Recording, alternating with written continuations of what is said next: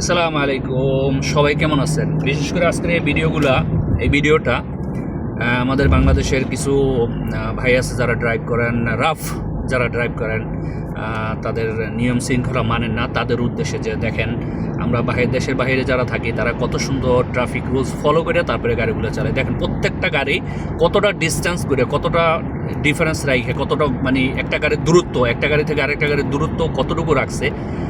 তো সেই অনুপাতে কিন্তু গাড়িগুলো চালাইতেছে। অবশ্যই এটা 4টা লাইন আছে, 4টা লাইন হয়ে যদি 2টা লাইন হইতো তারপরও সেম, কিন্তু এখানে কোনো ব্যবধান থাকতো না, সেম গ্যাপ রাইখা তারপরে গাড়িগুলো চালাইতে হইতেছে। এবং আপনি যেদিকে যাবেন সেইটা আপনাকে আগে থেকে ডিসাইড করতে হবে যে আপনি কোন দিকে যাবেন।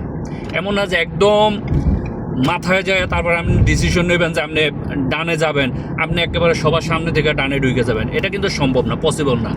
ঠিক আছে, তো দেখেন আমি এক্সিট নিয়ে নিলাম, কিন্তু আমি অনেক আগে থেকেই প্রস্তুতি নিয়ে নিয়েছি যে আমি এক্সিট নিব। এটা হলো সিস্টেম। এই সিস্টেমে সবাই আসেন, ইনশাল্লাহ বাংলাদেশে কোনো ট্রাফিক থাকবে না, ইনশাল্লাহ আশা করি।